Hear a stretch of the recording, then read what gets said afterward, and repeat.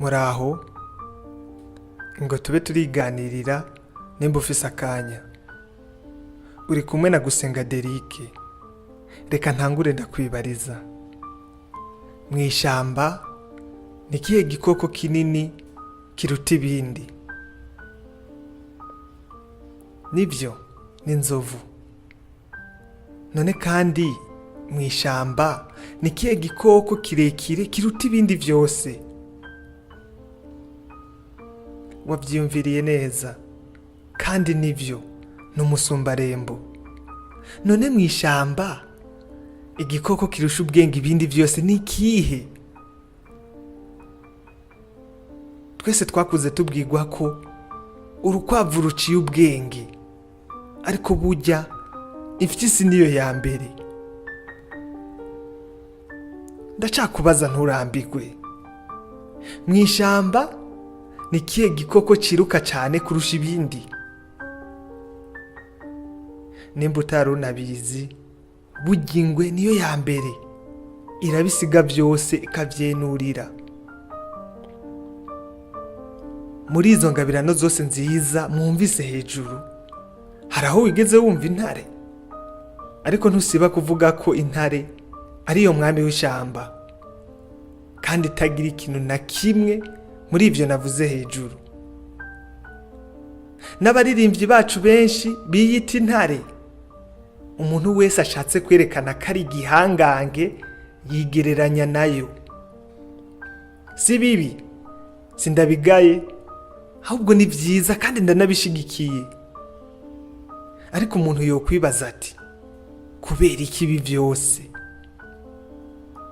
Impamvu si yindi, impamvu nuko intare igira ishaka. Intare ntitinya gukora ikintu na kimwe naho vyoba bisa nko kwiyahura. Intare ihora yiteguye guhangana n'ikibazo ico cose, ikintu cose kiyitambika imbere, ititaye ku kuntu coba kingana, ukuntu coba gitinyitse canke giteye ubwoba. Intare niyo iriko iragenda, igenda yiyizeye atabwoba.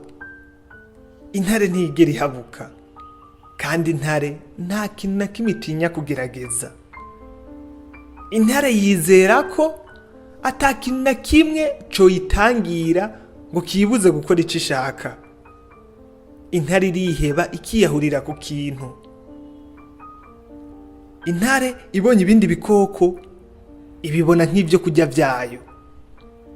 Intare yizera ko amahirwe yose ironse ikwiye kuyagerageza, idakwiriye kuyapfusha ubusa.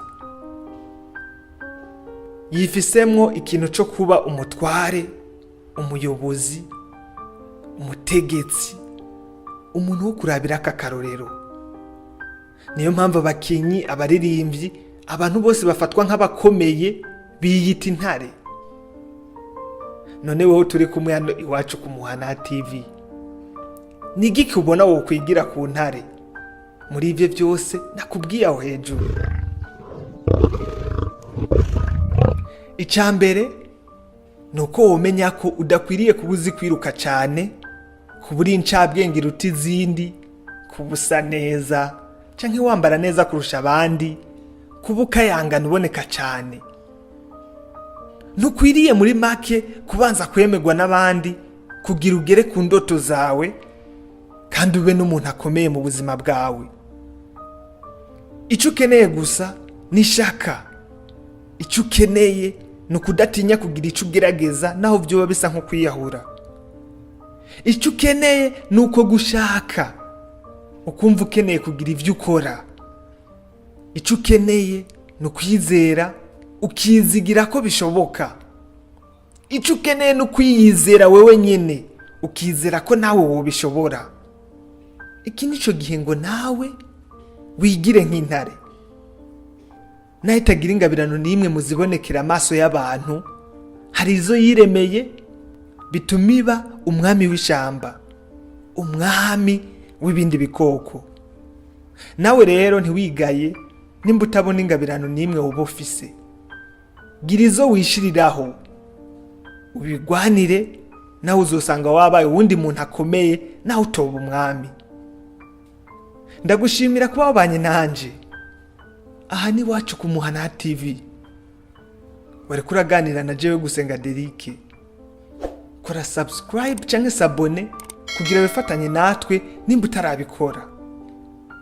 Wakoze kuhaba, Imana ihorane nawe.